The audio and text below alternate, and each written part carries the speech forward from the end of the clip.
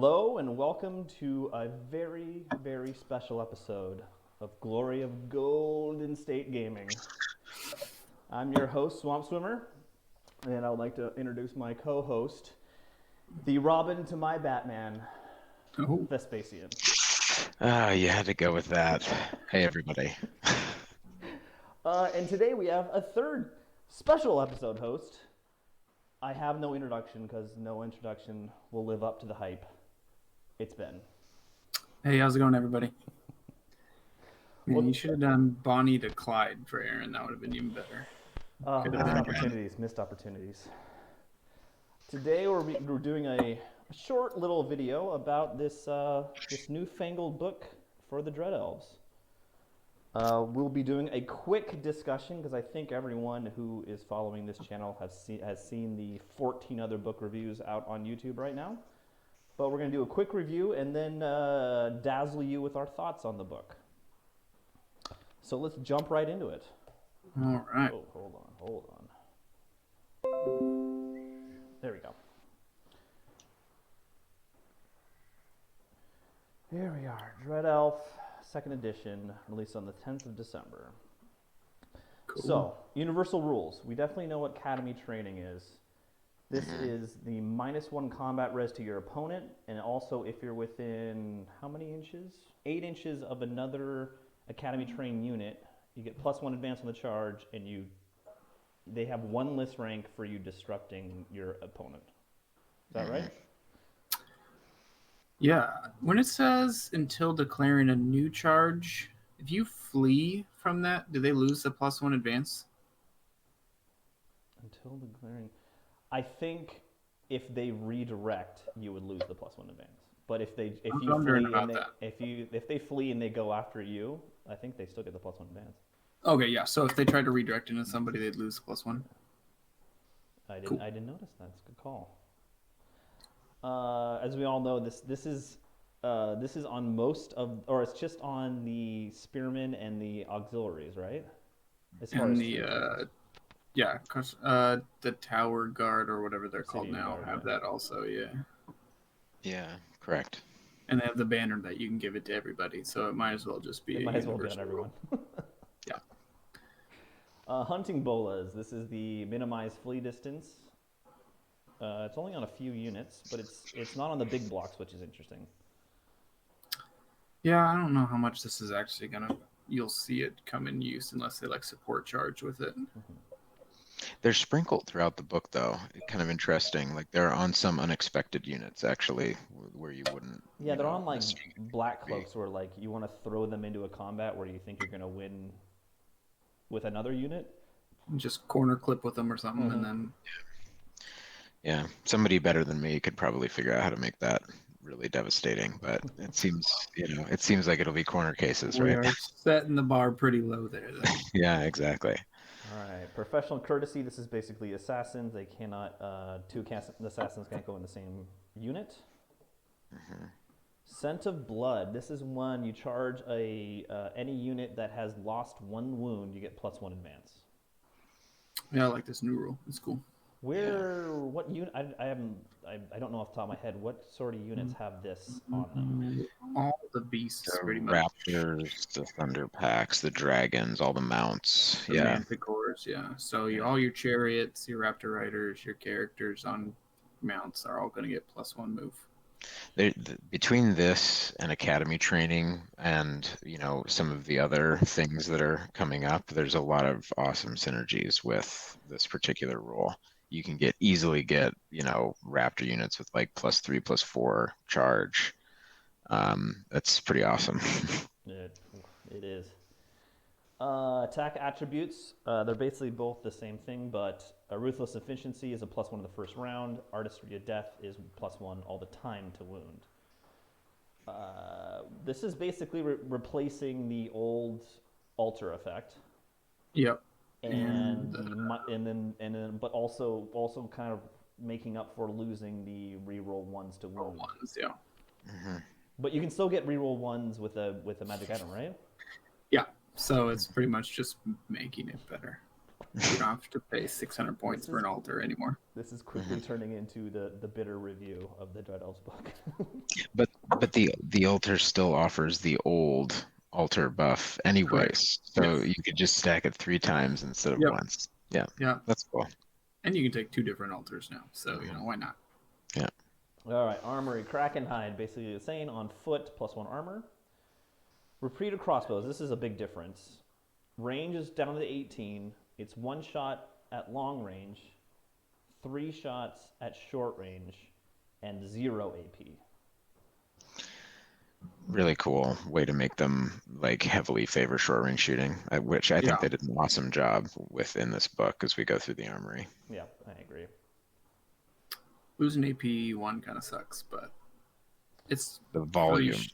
The volume that you can put out 30 shots with a 10-man unit is crazy. Yeah. And then repeater handbow. This can change in the number of shots. It's repeater handbow X, range 12, shots X, strength 3, AP 1 like before, but accurate and quick to fire. Ugh. Yeah, so this one got definitely better because this one actually used to be AP 0, so it's AP 1 now. So this got an AP while the regular one lost an AP. This blows my mind. Blows my mind, especially in the black cloaks. Would add poison to this. Yeah. Kenyon's still hurting. Yeah. Okay. So I did a practice game with the Dread Elves. Yesterday. We got to save that for the commentary. Yeah. We gotta. So the other new big weapon, Blades of Derrig. This is 2-handed, not paired weapons, but just 2-handed. +1 attack, and then +1 strength for every augment and hex on them. That's last 1 turn. Awesome. So it's a lot of stacking. If you can get your opponent to debuff them and you buff them, they can quickly turn into a monster. Snowballs real quick. Yeah. This reminds me of like a Magic the Gathering mechanic. Am I crazy to think that? Yeah, just like extra stuff and then more stuff, and you're like, great. Strength 3 guys are now strength 6. Yeah, I don't know about that one, and this is the weapon that's basically replacing the old Witch Elves. Yeah. I don't know. Hereditary spell. Curse of the Phantom Queen. This is a hex that you put on a unit. Every time they do a successful wound, they take a strength 4 hit in combat. Is that the shooting? Gist of it? And shooting. It's everything. It's everything. Oh wow. Magic, shooting, breath weapons, grinds, impact hits, everything. I haven't seen a lot of people talking about using this. Where do you guys see this as a good opportunity? Wizard bunkers. Tremendous on wizard bunkers. It's an amazing counter. It's a must stop. Or even like imagine casting that on a pyromaster. I mean, or even single wizards that are like on a big mount. Like you still don't want to risk taking that many strength 4 AP2. Oh, I didn't even know about that one. Goodness gracious. Crippling. Let's go into the weapon enchantments. Crippling Frost, great weapon, +1 strength on top of that, and AP. And each hit, for every hit inflicted with the weapon in a duel, choose a model part that gets -1 attack until the end of the duel. End of the duel, so it can be multiple every rounds turn in it combat. stacks. Yep. Every turn. Oh, that's brutal.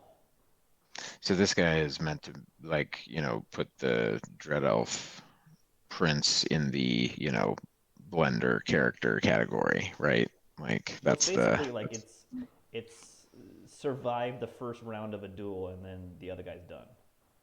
Yeah, and your agility you 1,000,000, so you're gonna go first.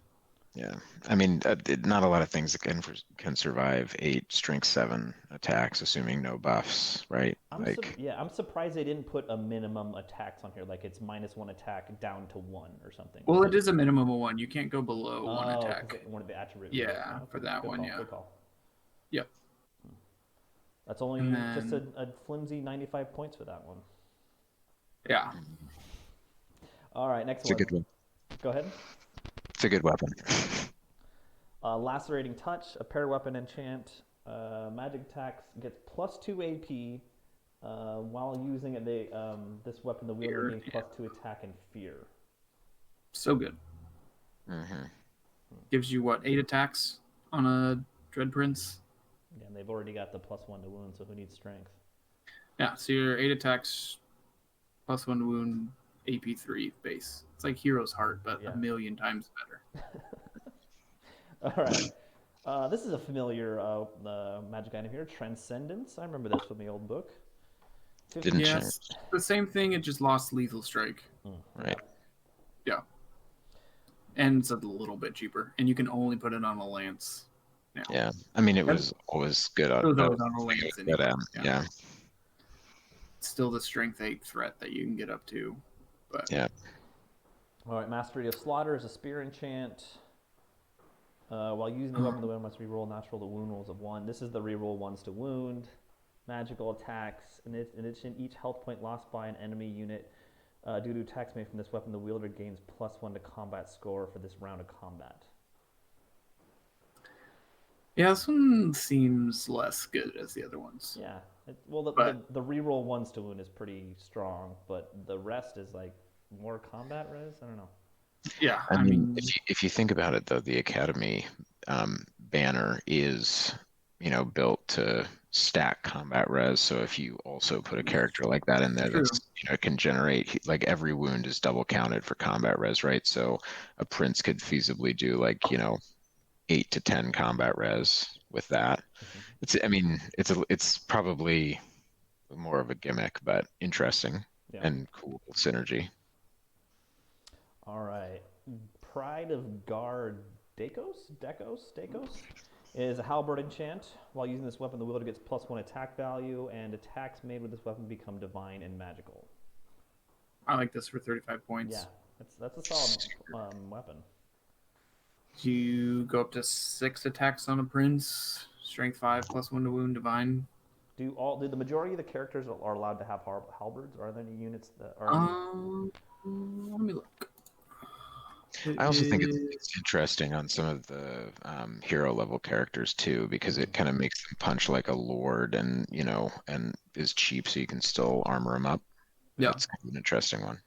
Everyone can take a halberd, so you can put it on anybody. Okay, so there's no real restrictions there, yeah. Nope. That mithril on a temple, legate, for example, is interesting, right? Yeah. All cheap right. gives you. Armor enchantment, Sealed the Republic, on foot only, heavy armor. Each unsaved wound inflicted against the enemy model with the wearer's close combat attacks, the wearer gains +1 armor for the rest of the game. Yep, same thing as it used to be. Wasn't taken very much. It's basically like guaranteeing you 1-up armor, even if you don't have 1-up armor to start with. Yeah, 1-up once you start doing wounds. I don't know how much you'll see it. Because, Essence of Mithril's what? 10 more points?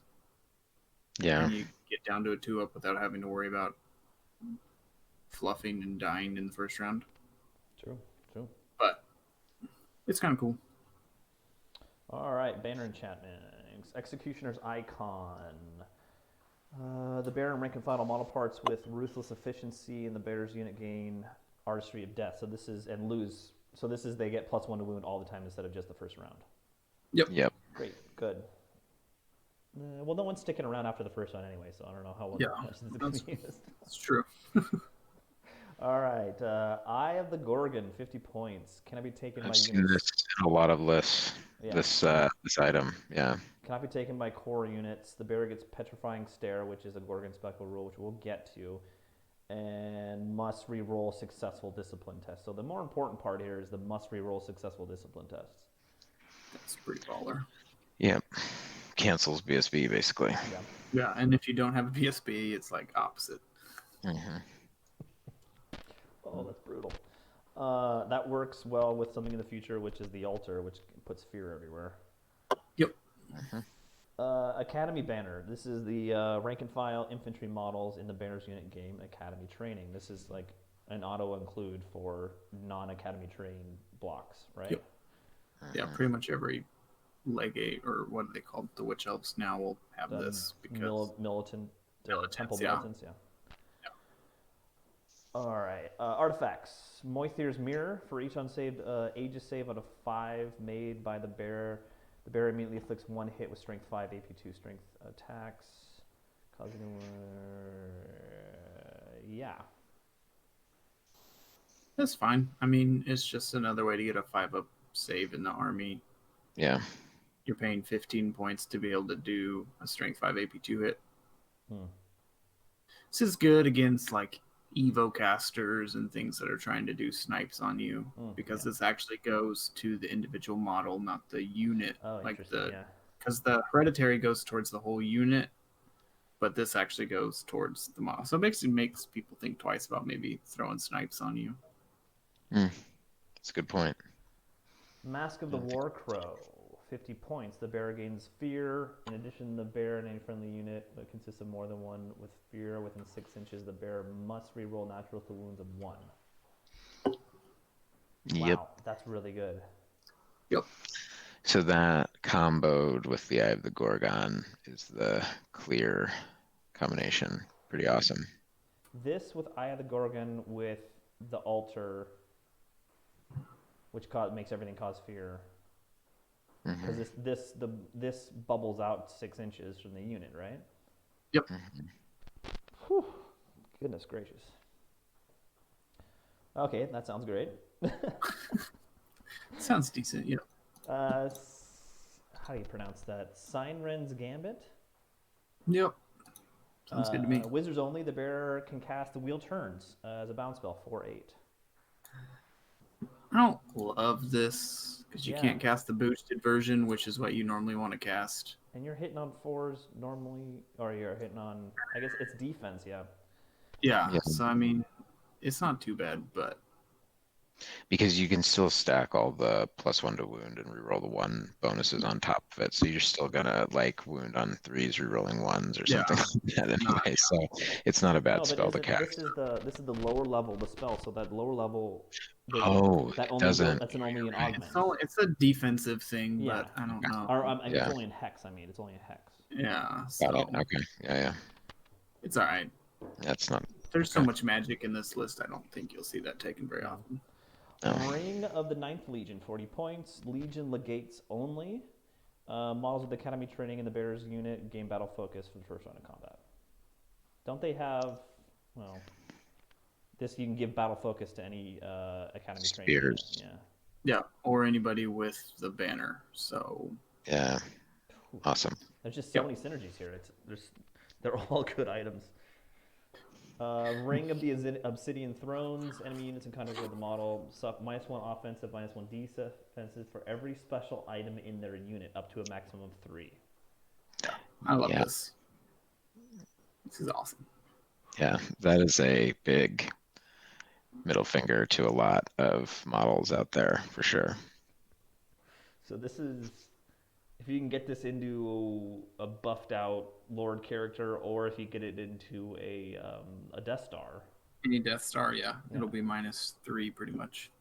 Because it's any special item, so it's armor, weapon, artifact, banner, literally anything.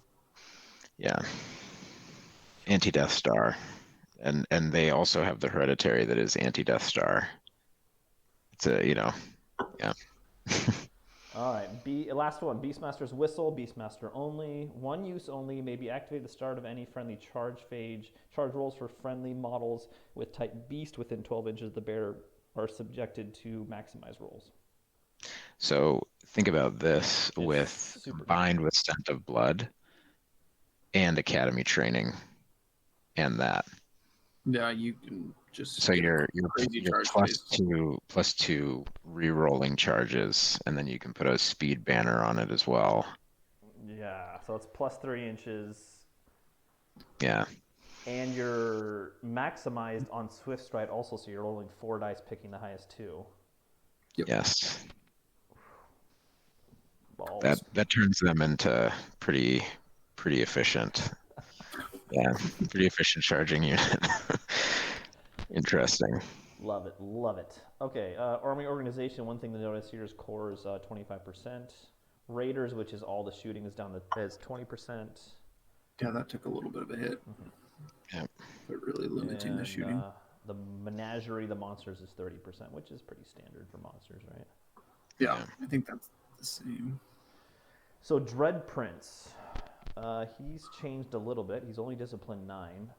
He does have the deadly riposte, which is anyone natural to hit roll of 1 on him. He gets to perform a close combat attack at the same initiative step. Yeah, it's like that beast herd item that you just get for free. Mm-hmm. And you gain the 5th attack, which is got the 5th attack, awesome. which is huge. Yeah, because you're basically a Chaos Lord level attacker now. Yeah. Always +1 to wound, which is nice.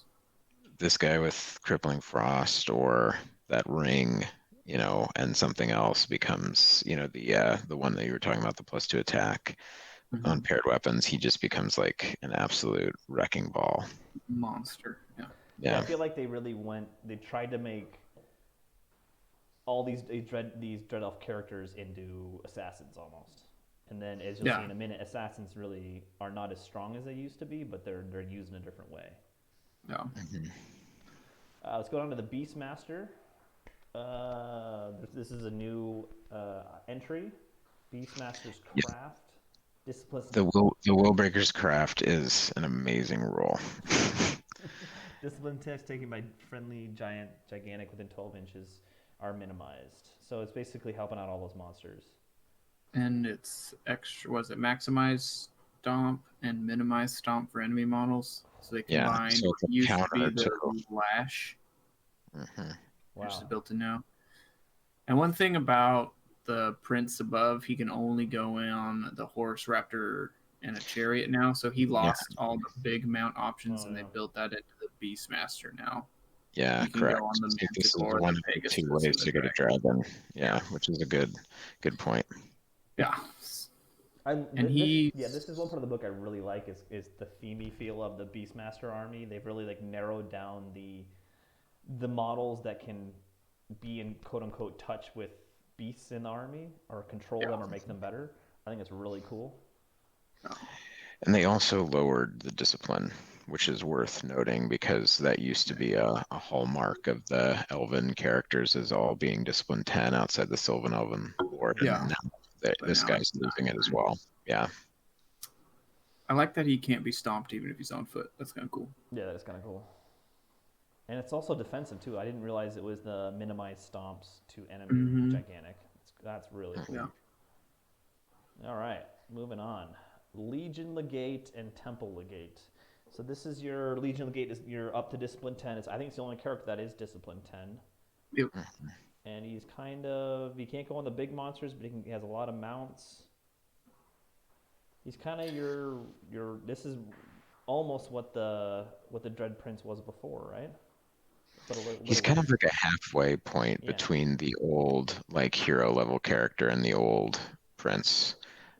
So he keeps the discipline, but he loses an attack, right? So he's he's less good. He loses, defense and offensive skill. So he's less good in combat, but more of like a leader, I guess. And he has a slightly broader mount selection. So, I mean, I think that if you wanted to go for sort of like efficiency and support, it's your cheap leadership 10 general if you want it. Yeah.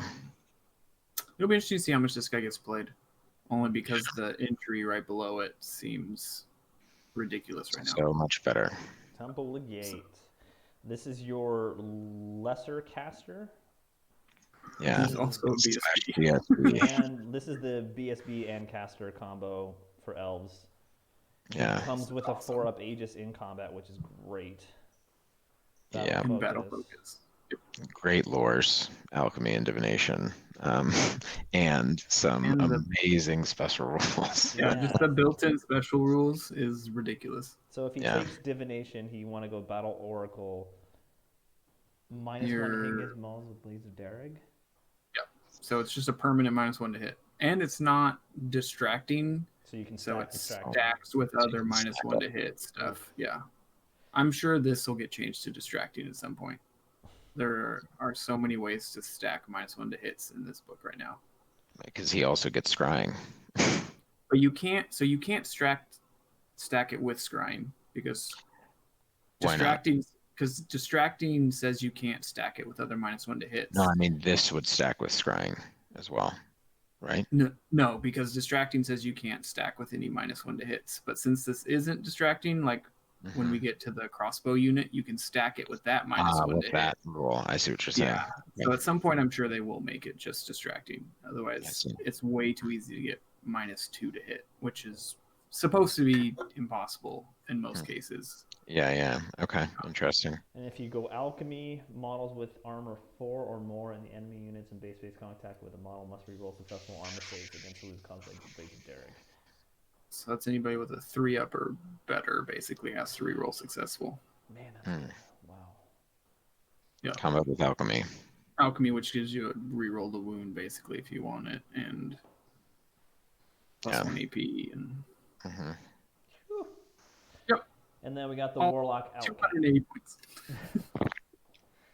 285? 880. 280 points, yep. Okay, and then we got the Warlock Outcast, your classic caster. Different things. It's not a leader, so you can't have the wizard, your general in this caster anymore. And then Irresistible Will. Basically, it's 1 more difficult to cast all your spells. All your spells increase by 1, but it's 2 harder. He basically has MR2 on all of his spells. Yeah. So it's basically just a flat casting value because you get the +1 from Wizard Master, but it's 1 harder to cast, so that's pretty much the same. And then it's just anything 2 harder spell, to you stop gotta get 2 higher, that's really good. Like I feel that -2 is much more beneficial than the +1 to casting values. Yeah, it'll be interesting to see how people play this guy because how that rule works is it makes like the bigger spells harder to stop. Like if you're throwing 4 dice at something, it's going to be really hard for someone to stop. But if you want to cast multiple smaller spells, this guy's obviously worse because he doesn't get the +1 that the master usually would have. Yeah. But like your 5 dice in Grave's Call or something like that, you're going to get it off. Those occultism spells are expensive though. That, it does create some risk to casting those big spells, which I think is very themey for this model. Yeah. So. All right. The not a leader creates some problems for people. Like 95% of Dread Elf lists took a Wizard Master as your leader and then the BSB. So yeah. It'll be interesting to see how people use this guy. Then he can only be a master. He can't be an adept. Yeah, you can't make a cheap version of him. So right, especially in a book that has so many other great ways to do cheap magic faces. I wonder. I see him in a lot of lists that are flying around though, so I guess people are still intrigued. Well, I think the Irresistible Will mechanic is just too much to pass up. That's pretty good. All right, and then the Silent Assassin. So they still have the multiple wound 2 against characters, poison attacks, lightning reflexes, artistry, adesso +1 to wound, 4 attacks with the paired weapons, or Blades of Derek. But the big thing is the Strike from the Shadows. You do not deploy them, and then you just put them down at the start of any player turn, and he replaces one of your other models you pay for, which I think is super cool. It's like he was wearing a costume and he throws it off and he's like, ha ha ha, it's me. I love that rule so much. Max 2 of these guys in an army. And they can't go in the same unit. Right. Yeah. How do you guys see this being used? They're super easy to kill now, as opposed to before when you could get the 4 Aegis and distracting with defensive 7. So now it's just toughness 3. Yeah, they're way less beefy than they used to be. Yeah, but for 180 points, you're gonna do wounds on characters. Yeah. Especially if you take the blades, it's really easy to get up to strength 5 or 6 and the +1 to wound all the time. And the AP3 with the like alchemy legate who makes people reroll armor saves with 4 or 3 up or better. Like it's pretty good for 180 points too. They're pretty reasonably priced, right? Like I could definitely think of worse things to spend 180 points on than, you know, putting 2 wounds on a mega character, right? Like that's I think a pretty reasonable choice. And it makes, once again, just keep stacking more possibilities on top of core units. Like all of a sudden you think you're facing off against, 15 spears and there's an assassin in there, right? Yeah. Like it changes the game. I think right? this guy is his biggest upside is his versatility as far as you can go in any unit on the board, basically. Yep. Yeah. All right, moving on. Character mounts, any changes in here? The biggest change is the coastal raptor, right? Yeah, gained lethal strike and +1 agility. Yeah, but it's Here's something kind of interesting. So I think that it's the same monarch. Yeah. So he can't go with assassins, but he can go with the temple legate. Yes, because the professional courtesy just Same means units. that the temple legates can't go together and assassins can't go together, but an assassin can go with with the legate. Yeah. Okay. Interesting. Okay. That's nice. Which is good because you can't stack legates. Did the Raptors before give the model toughness 4, or I'm sorry, resilience 4? Yes. So now that is you can't get a toughness 4 character on a Raptor anymore. Yeah. What else? What do you think of the new Raptors? Is like good, bad? I like it. Move 8's good. Yeah. The lethal strike. I mean, 2 attacks with lethal strike will come into play at some point, but I think the extra movement's good.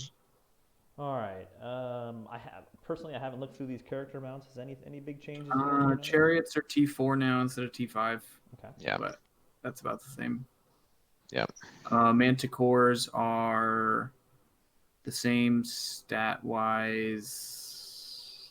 They get the +1 to move now, so they can charge 9, which is cool. Yeah. They get D3 stomps if you take the big base, which is how everyone's Manticores were based. So I'm pretty sure everyone's gonna take that 40 points. Yeah. To give them the D3 stomps. Yeah. And the synergies with the other rules were built up for all of these, so it's kind of cool. They did an interesting job with that. If I remember correctly, majority of those Beastmaster rules were for gigantic, and this is not gigantic. Correct, yeah. As far as the stomps go, for the Manticore and things like that. The dragon got a buff because it treats all the beasts as insignificant, and it gets the +1 movement now. Which helps. So you have a move 8 dragon, or charging against stuff. I like how it treats other beasts as insignificant. So you're just lowering your chance of that dragon panicking off the board. Exactly. Yep. Which I do remember from a Pack Rim game, right? Poor Jake Murphy. Top of turn 1, just ran off the board. Yep. All right. Moving into core, we got our Dread Legionnaires. Again, the big thing here is Academy training. Light reflexes, ruthless efficiency. They get the +1 to wounds all the time. In first round. Or but doesn't need the altar anymore or anything like that, which is nice. Right. Only can take a spear, which 95% of people that took the spear anyway. The move 6 on the charge is kind of cool. Yeah. For the Academy training. Yeah. Yep. Temple. You'll see plenty of them. I feel like this is just standard. Like this is gonna be in every list. Temple militants. This is the new witch elves. Witch elves. Yep. So no more poison, but the blades of Derek, so they're getting that boosts to strength. Yep. No more poison. No more hatred, but they gain battle focus. Fight an extra rank. Also they lost an attack base because they used to be 3 base. So now they're 2 base with the blades, but they have fight an extra rank. Yeah, so it's the same basically, but you just need bigger units. You need bigger units. And it's 15 minimum instead of 10. So the starting cost is a little bit more than it used to be, but I think you'll see these guys plenty still. The combo with the Temple Legate is awesome. It's super good. Yeah, that's the magic there. Yeah. Raiding Party. This is a new unit, and basically you get 2 choices. They have what? They have the hunting bolas. They have light armor, but with no real weapons on them that I'm seeing. Correct.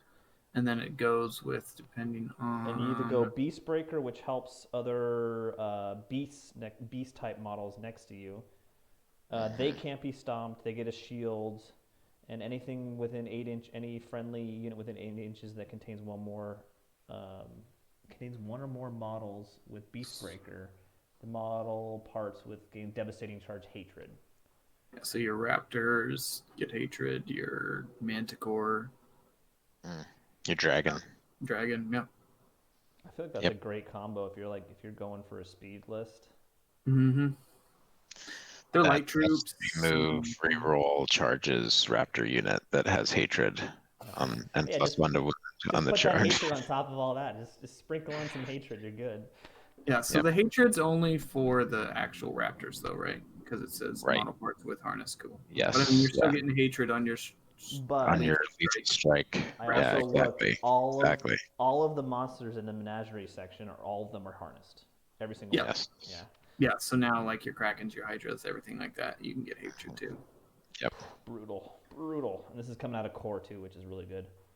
Yeah. Yep. No scoring, so there's a little bit of trade off there. Mm-hmm. Yeah. Because the light troops. Corsairs is just Kraken like hides, the old thrown weapons, Corsairs, paired weapons. In addition to each of you, Corsair has +1 to combat score if the fighting an enemy unit in the enemy's rear or flank. Yep. Another combat score modifying item to continue to stack. Yep. It'll be interesting to see how many Corsairs are actually taken though. Yeah. I don't, because you really want these guys to be flipping around a flank, and I feel like most players and army are not letting that happen. Yeah. Well, now that they don't score, I think that it's kind of it's a shame. I think they could be really good like little chaff units, but yeah. Anyways. All right. And crossbowmen. Legion auxiliaries. These guys have the what am I trying to say? Repeater crossbows is the short range multiple shot 3, and then they have a special rule suppressing volley at the start of each friendly charge phase. Each unengaged, non-shaken friendly auxiliary unit with at least 1 full rank may nominate a single unengaged enemy unit within 18 inch within line of sight. If so, cannot declare any charges during the charge phase? Yeah, so the crossbowmen can't declare a charge if they want to use this ability, but basically it gives them -1 to hit against any academy unit that is charging. Oh. So this is how you stack that -1 from the Temple Legate, is you make your the spearmen -2 to hit in the first round of combat if they're charging. Right. Nominating a unit for one from one more than one Legion auxiliary unit. No stack. It just doesn't stack. It doesn't stack. Okay. Yeah. No. You can, or you put the Academy banner on your Witch Elves, and then they're -2 to hit, which basically negates the weakness of the Witch Elves, which is being easy to kill. Yeah, true. You just gotta you gotta look out for grinds and stomps, but beyond that, at best you're hitting them on 5s. Yep. Balls, just straight balls there. Yep. All right. Special Shadow Riders. These guys have repeater crossbows 3+. So this is just the Dark Riders. There's not much difference here, right? They got the hunting bolas, but I mean they rarely charge people anyway. They do benefit from the triple shot though, I think, because they'll be within short range a lot. Like a unit gets around to the flank or behind someone and then just puts 24 shots into you every turn. I think that's great. That's great because they're so mobile too. It's just Let's move along. Oh, but that's not a cheap unit. No, it's not. If you make them core for 8, plus 5 model, it becomes expensive. It's expensive, yeah. They do have the shields built in now, so they're 4 up all the time. I do like that about this book is kind of streamlined some of the things that people always took on stuff. So now each unit doesn't have a million different options. It's just all your Dark Riders come with shields. And I agree with that. Yeah. And I mean, it's worth noting that they're more resilient to like magic missiles and stuff like that than your typical fast cav. So I get why they're more expensive, but yeah. It is an expensive unit if you want to take them for core. Would you rather have these guys as fast cav or the vassal cav, which are like strength and toughness 4 or something like that? I don't know. I think the vassal cav are great. Yeah, I think they're good. All right, moving along. The Warlocks. This is a special unit in my book. Garbage unit. Absolutely terrible. So these guys have they're mounted guys with the Blades of Dereg, the new hand-in combat weapon. You can still make them a Wizard Conclave with Precision of Strength, Hand of Glory, Twisted Effigy, and then Hereditary spell. Yeah. Additionally, they have a special rule. It has rule. to be in the running for the best lineup of Conclave spells ever, right? Yeah, they're all so good. I mean, especially with their the stacking, like the special rule. But you got to consider the special rule is that if they get an additional Aegis save when they start with 5, which goes down. They had 4 before. Is that correct?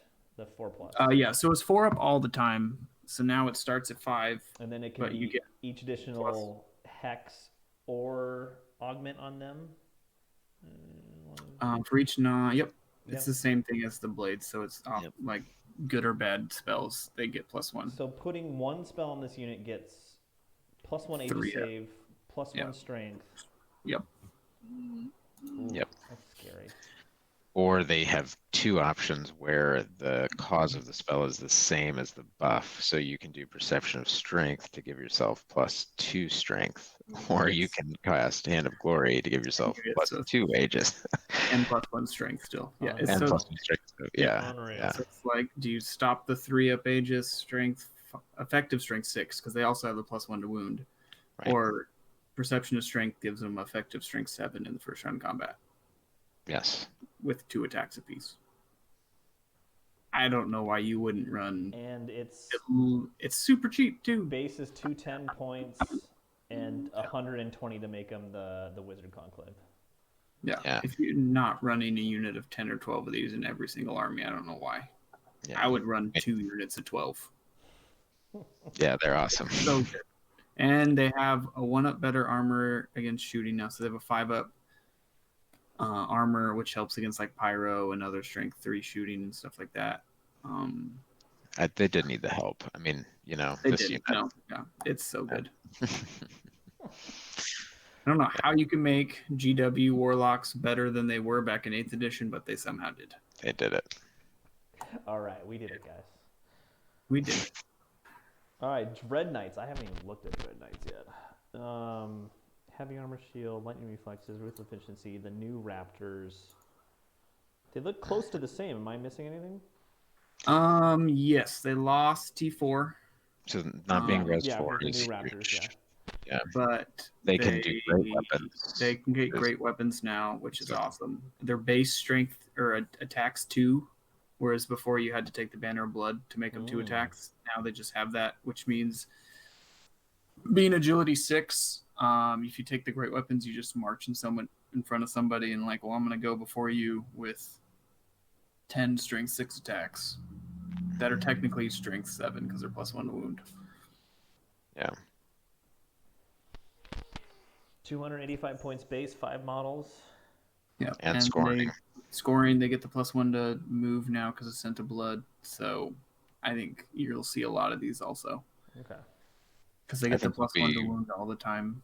Or like in the first round, where so you don't need to alter anymore. So you're strength 7 with a lance or a great weapon, pretty much.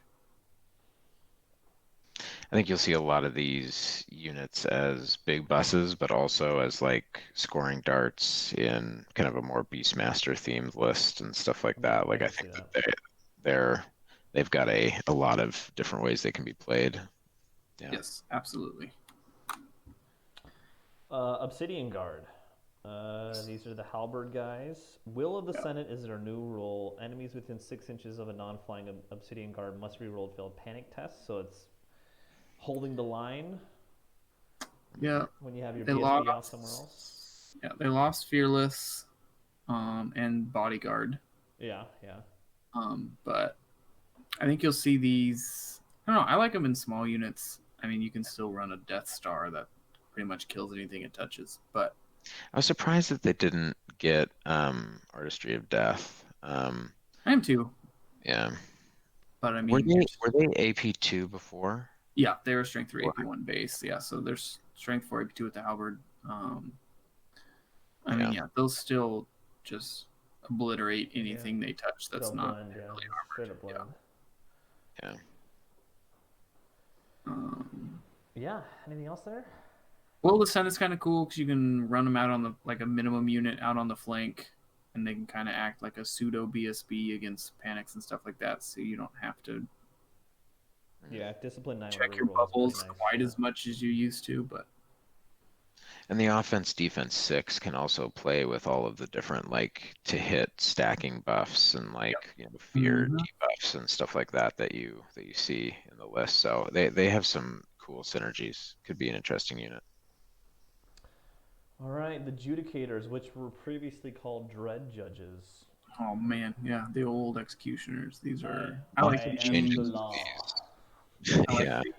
I like these a lot more now. Artistry of Death, Hatred, Lightning Reflexes, great weapons.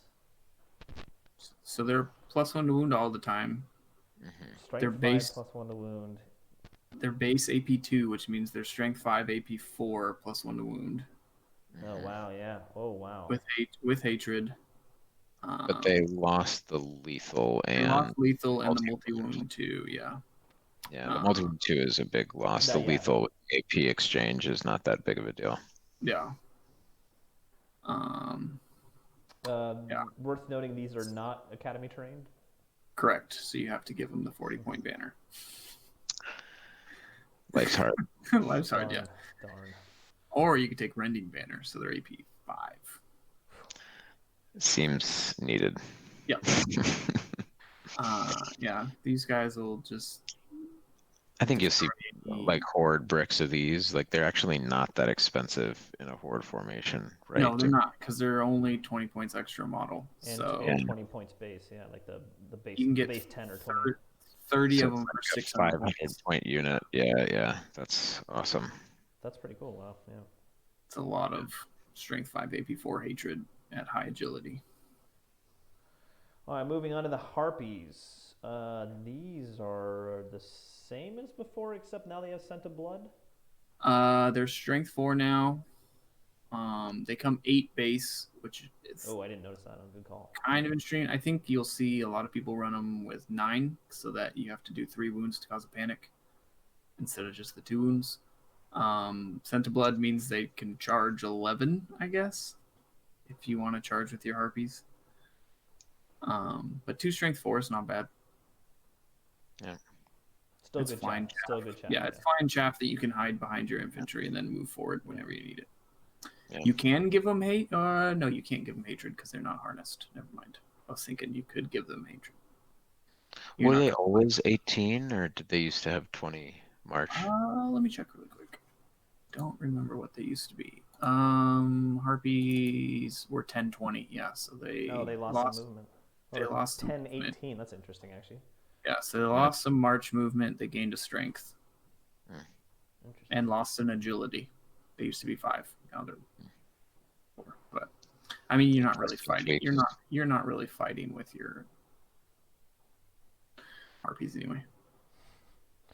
All right, moving on to the gorgons, which used to be Medusas. Yeah, you can take them in units now. Yep. You take 3 models. But max it's still 3 in the army. Yeah, so if you take a unit of 3, you're not taking multiple units of them. They lost They lost an attack, but they gained +1 to wound and lightning reflexes, which they didn't have before. They gained the new Petrifying Stare rule, which is cool. Yeah, it's before anyone's. It's the reverse impact hits of 2 hits, AP 10, wound on easier for small models, and then harder for larger and gigantic. Each mono base contact. And I don't know. I'd have to check. If you take 3 of them, I don't know if each of them Two does. six. 2? Do you do sick? I don't know. I'd have to I check. don't know. Yeah, I'm not And sure it's about that. each unit in base contact. So if you like multi-charge, it affects both units. Yeah, they seem pretty good. You give them a halberd, it's 4 strength, 6 basically with the +1 to wound. High agility. I think it's just survivability is the issue. Like if you go into 3 models of this, it starts to get like a bit expensive. Yeah. Yeah, I think you'll still see them taken as 1. I don't know how many units of 3. It's a lot of points for 9 res 4 wounds with no armor. Yeah, I agree. Moving on to the thunderpack, a very new unit. Weird base size, 40 by 60 mil. That is a very weird base size, yeah. 5. I didn't notice that. And they're basically some large beasts that do impact hits. And yeah, that's what I see when I see this. Yeah, I think of like the pigs from Beastmaster, just with people behind them whipping them. Yeah. Oh, and also on their terror on the charge. So I'm confused. Which is kind of a cool. I'm confused what that means if it's terror on the charge. Isn't terror just? So when you get charged by them, you have to take a terror check. Oh, so they have to take terror panics. Yeah. But that's still normally terror. You have to take terror panic checks anyway, as long as you're not fearless. It's so they don't cause fear all the time. Basically, is the only difference. Interesting. That's kind of a weird nested rule that I don't think is super necessary. But, yeah, it's for me. It's complicated. Like I don't get it, but you're gonna have strength 6 impact hits, 3d3 or 3d because the back rank doesn't get them. So at most you'll have 3d3 strength 6, and then 2 attack strength 6 on the charge from the beasts, and the handlers you'll get 2 strength 3 +1 wound attacks. I don't know. It's a new unit. I think the big downside is the advanced 5. Like even with Scent of Blood, like you really have to have that magic item, the whistle, to make this unit like even viable. Yeah. And it's T5, which is nice. 5-up armor. Yeah. If you go, I don't know. It'll be interesting to see. If you go the Beastmaster route, it is harness, so you're getting hatred on the charge. Yep. They're light troops though, so you can't break ranks ever. So I don't know. It'll be interesting to see how these guys are played. Yeah. All right, Raptor chariots. We touched on this on the mounts. Basically, it's the same, right? The resilience 5 to 4. Yep. They get the +1 move, and they also gained an attack on the crew. So the crew have 2 attacks apiece now. So it's 2 more attacks. Yeah, and they get the +1 to wound in the first round. So you're getting 4 strength 7 basically in the first round. And the Raptors have lethal strike. Yeah. Lethal strike. Yeah. And the plus, I think you'll see a lot of these. How many points were they? Do you know how many points they were before? They were 190, I want to say before. Or no, 210. So they actually went down. Wow, went down and got buffs, in my opinion. Yeah, losing the T5 kind of sucks. But they were too survivable before, I think. I think that they needed like. Were they 3-up armor before? Yeah. It's just now you have 2 extra attacks and you charge 8 against other things. So I think they're better. They hit like a truck. Yeah. Yeah, they do. Like, especially against characters or monsters. Like, you don't want to take 4 strength 7 attacks. Right. All right, Divine Altar. 2 options here. One is the Effigy of Dread, which is this is the altar that doesn't move, but it's got Channel 3, Fear and Unbreakable. It's got a bubble of 18 inches that causes fear, plus you can discard Veil tokens to make that bubble bigger. Yep. So you can make it up to 24 inches, which covers most of the board because it's 24 on either side of it. I think this is great. We'll talk about the other option in a second, but I think this is an auto include almost. Especially with all the other items that deal with fear. Yeah. Banner of the Gorgon and the mask or whatever it is, like comboed with this is just, yeah. It's crazy. 200 points, yeah. The other option is 70-point upgrade of Crucible of Slaughter. This is when it becomes a war platform that has to stay in the unit that it joins. And it basically makes everyone, including its own unit, -1 resilience. I love that rule. It's so cool. I mean, it's weird to think about, but it's exactly what Temple Legates want, right? I mean, not Temple Legates, Temple Militants. Yeah. Plus, I mean, you're T3 with no armor. You're not going to really be worried about losing 1 resilience. Exactly, yeah. It's all the same. And you're the whole world sure striking first, yeah. You just start blending stuff at this point. Yeah. Plus, it has, what is that? So they have blade. So it's got 9 basically attacks from the top of it. So it's pretty good. Mhm. Also has the blade, so it benefits from all the buffs from the magic and stuff like that. Yeah, Yep. so it's 60 wide, so when you put it in the unit, you're replacing 3 rows. Yeah. And it got a hit point, right? Yes, it it lost is. an Aegis, Yep. but it got a hit point, which is good. I mean, Res 5, 5 of Aegis, 6 HP is no joke to take out, right? So it fills out that unit pretty well. Yeah.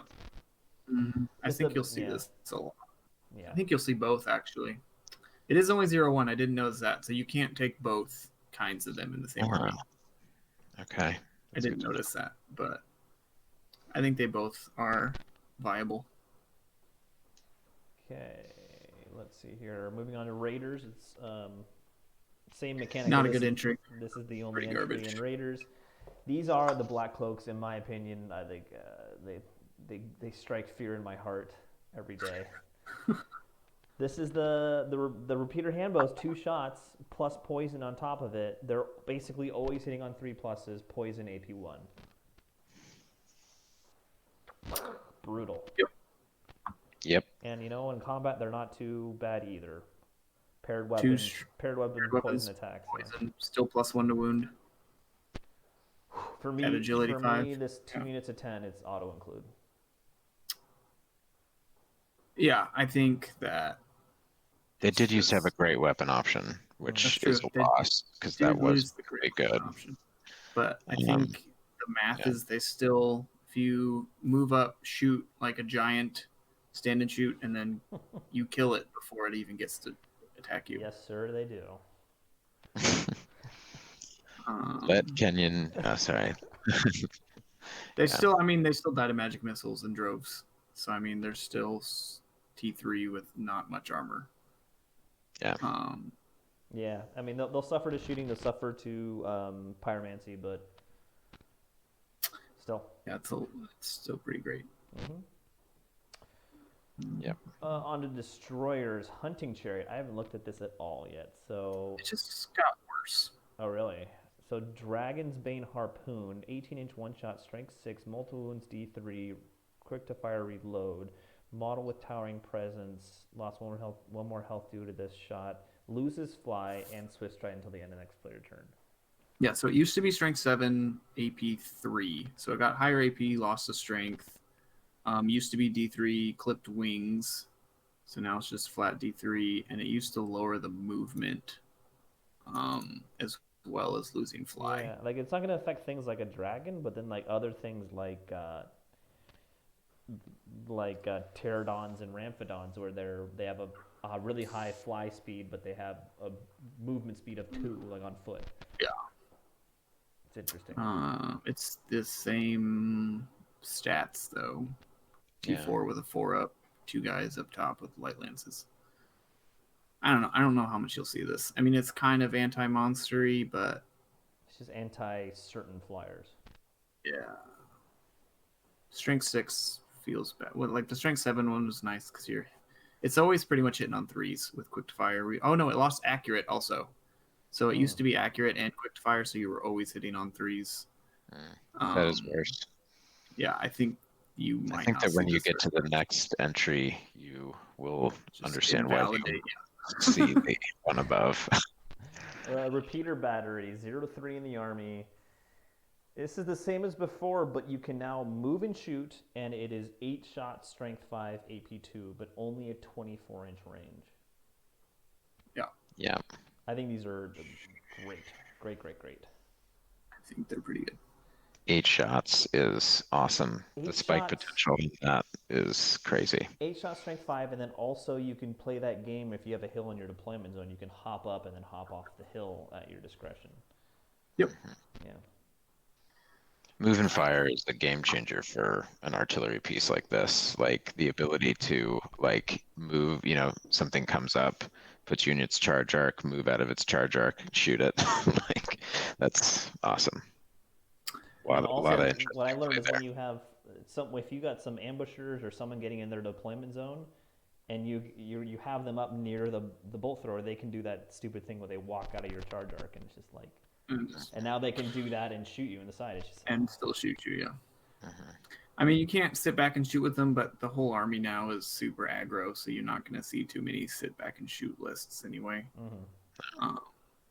I think you'll see quite a bit of these. Yep. On to the menagerie, the Kraken. It's close to what it was before. Yep, it's same stats. It gained. The special rule that I think this is just fun is if you're in a water feature, you get +2 advance and hard target. Yeah, I think that's super cool, super themey, but I love it. It lost an AP. It's only AP3 now, but it has hatred against large and gigantic. So this thing, and still the multi-wound D3. So this thing still just murders. Yeah. Monsters. And that was one of its weaknesses before, was it had so few attacks that it could really whiff. But now with hatred, it's very, very consistent. You could make it a giant base if you want to. Yeah, if you have the Beastmaster General, Yeah, I don't know why you'd want to make it a bigger base. 50 by 100 makes it pretty maneuverable. Bigger base and 2 extra handlers, whatever you want to call them. Attacks, I don't know. It'll be interesting to see if anyone actually takes that bigger base option, unless I'm missing some reason why you would want to take it. If you want to throw it in front of a non-flying monster and it becomes bigger chaff kind of thing. I guess, Yeah, it's like a moving wall, a big moving wall, potentially for like a dragon or something. Yeah. Hydra, this changed a lot. So it went. Yeah, I like this. It went to Fortitude 5 up. And then also the special rule cut one off ... Each successful Fortitude save of a natural 6 disregards another wound it's taken, and if you've already discarded all the wounds it's taken, you recover a health wound. Yep. Pretty cool. I think this is a better model. And then it gets the giant roll where it takes a wound, it gets +1 attack. Yeah, the extra attacks is awesome. The AP2 breath weapon is interesting. Ooh, I didn't see that. Yeah, losing the fortitude but gaining the HP is another part of the theme. So and the poison attack is because the Kraken used to have the poison attacks, and now the Hydra has the poison attacks. Yeah, I like it. Combos well with the rage. Yeah, it's good. How many points was he before the Hydra? He was Same, 400 right? 400 dead even last. He was 450, so he got 50 points cheaper. Oh wow.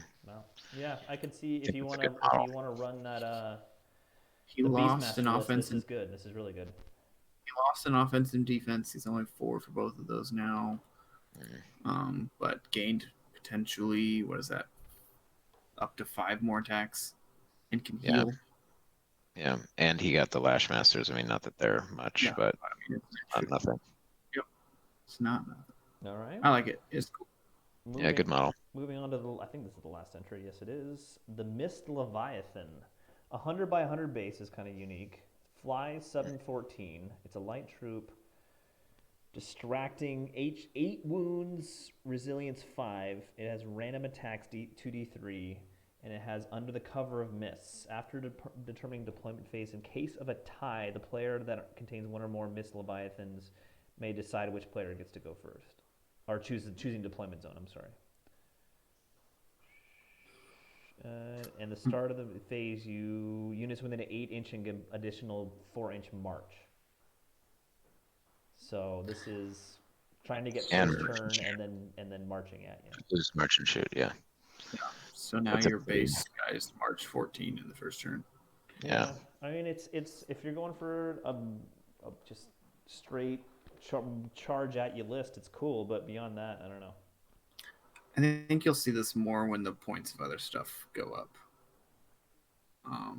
I mean, it's not bad for 265. Gives you the extra push first turn, and then you can use it as a. It still thunder stomps. So I mean, you still get. I mean, it's only strength 4, but for 265, you can chaff with it and do stuff. It flies. Yeah, I think it's cool. Yep. I don't know how much it's going to be used, but I think it's cool. It's really a different model that we haven't seen yet. Choose through infantry models, but that's about it. Yeah. Again, it could be good too with hatred on the charge and maximize stomps if you're going the Beastmaster list. Yeah. All right, I think that's all the entries. I think we busted through that in what, an hour and 10 minutes, something like that. Yeah, that's pretty good. Let's closing thoughts. First off, what do you think of the list of the whole power-wise, and then also what builds do you see yourself using in the future? Let's go with Vespasian himself. What do you think? I think it's very, very powerful. I think they did this with the ID book. They released it underpriced, knowing that it was underpriced to get people to test things out and see how they do so that they can target some price increases. I'd expect them to kind of bring into line. I think my key theme of this book is that I think that you can fix anything with points, really a few rule tweaks maybe. Yeah. And, it has some weaknesses, even though it has a lot of strengths. So I think it's well done. And then the type of list I would run, I definitely would run like a Beastmaster dragon, Yes. fully themed out list, just because I think it would be Vespasian and super his dope. dragons, yeah. Vespasian and the dragons. You know it, yeah. So I think I think that would be a pretty neat list. I think there are definitely like harder lists that you can build pretty easily than that, but I still actually think that Beastmaster list would be fun and competitive. The Temple Militants and the Temple Legate, the Raptor unit, the Warlocks, there are just so many strong things in this army. It's going to be cool to see it on the table, I think.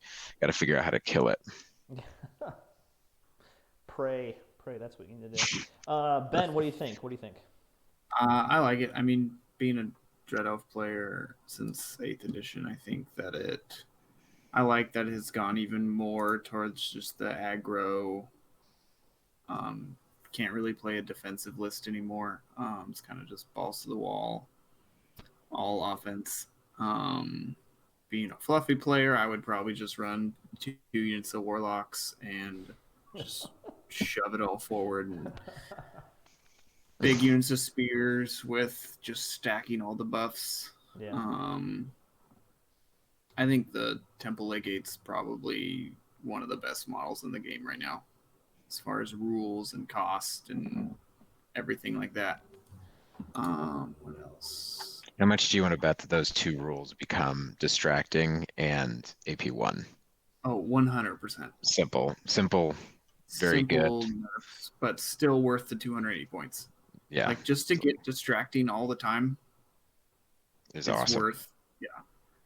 Because if you look at what it used to cost to take just Adept, like a shitty 1 attack Adept, it was 205 points.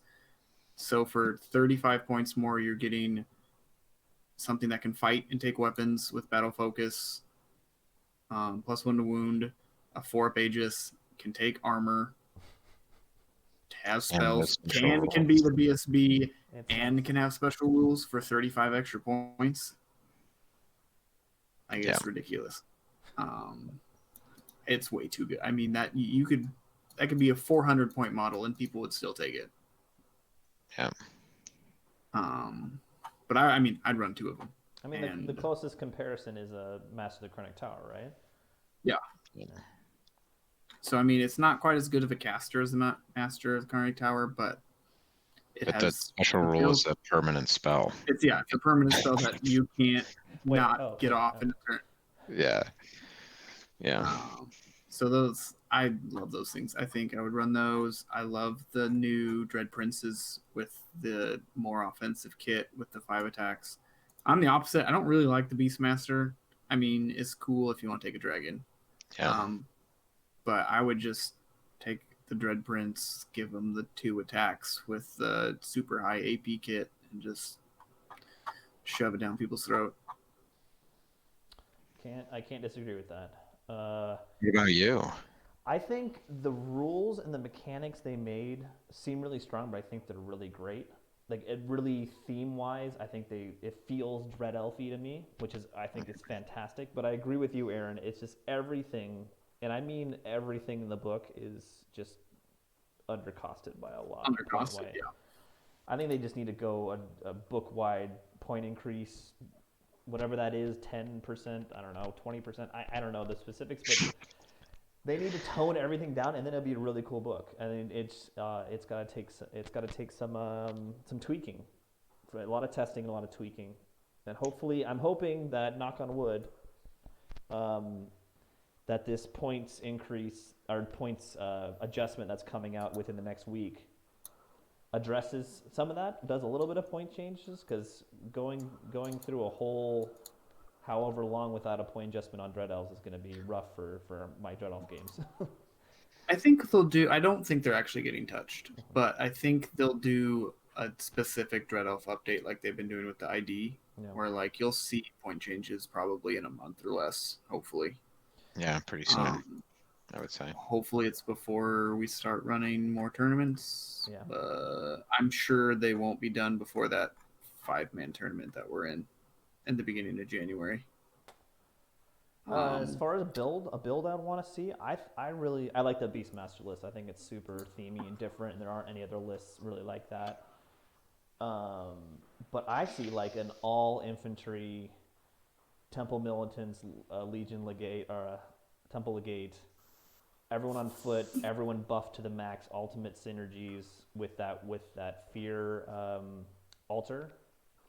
Can't beat it. And then a bunch of shooting. Sounds about right. And then also, okay, so I don't know about you guys, but I've done one. You can see the future. I've done one test game with these Dread Elves. I played it last night with my beast herds, and it was not pretty, gentlemen. It was he one-shotted my giants with one unit of those black coats twice in the game. He charged a unit of 15 spears unbuffed. They had one buff up, I can't remember what it was, into my big block of wild horns with my +1 strength banner, which I popped, and he blew through them. Yeah. It's just like, this is going to be a very red matchup for beast herds. Oh. I mean, Dread Elves weren't a good matchup for beast herds, I think, in the old book, and in the new book, it's just they have so many ways to just blend. Beast herds. Like Minotaurs won't even ever get to attack ever. Yeah, true. Yeah. The only thing the beast herds have that is good against Dread Elves is chariots. Yep. That's kind of the popping in and doing the throwing weapons is not too bad. Chariots and pyromancy. And even like light shooting, I think, which obviously beast herds doesn't have, but as an army weakness as a whole, I think pyro, you're going to see a lot more to deal with Dread Elves. Yeah. I agree with that. Impact hits wherever they are coming from. I see a lot of that more. Even like strength 3 and 4 shooting, I think, really wrecks this list because you can just put so many wounds on T3 relatively unarmored. Like the best armor save in this book is a 3+ without character bonuses. Like it's not. I think EOS and Dwarven Holds and like some Ogre Kingdom builds and Highborn Elf builds and even some Sylvan Elf builds will have a good shooting gallery kind of time with some Dread Elf builds, but they can still take a bunch of tough stuff. I mean, Dread Knights are not easy to take off the table. Warlocks are not easy to take off the table. The monsters are not easy to take off the table. So there's some, there's some things in the list that can stand up to a shooting gallery. All right. Any last closing thoughts? No, I'm excited to test it out, play it. I'm supposed to maybe be getting a game in against them this week, so I'll see. I mean, playing warriors against this army feels real bad right now, though. Yeah. Like, you can't fight it as well. Like, everything just hits hard and goes before you. Yeah. Yeah. I feel really bad for warriors, though. They've just. Yeah, you know what? They're such an underpowered book right now. This is just an extra kick in the pants that they don't deserve. Where's that points buff they're gonna get? The violin playing in my heart. Yeah. Awesome job on the book, though. Like, honestly, I think this is probably the best alpha that I've seen so far. Also, I'm really looking forward to the fluff coming out. I'm enjoying that. Yeah. The pieces that I've gotten through the other podcasts and YouTube channels I'm listening to, the fluff's gonna be cool. So. Yeah. Awesome. Other small announcement: the three of us are the next ETC UB tournament, which will start in January. What's the name of the tournament called again? New Year's Revolution. Not Resolution, it's Revolution. Yeah.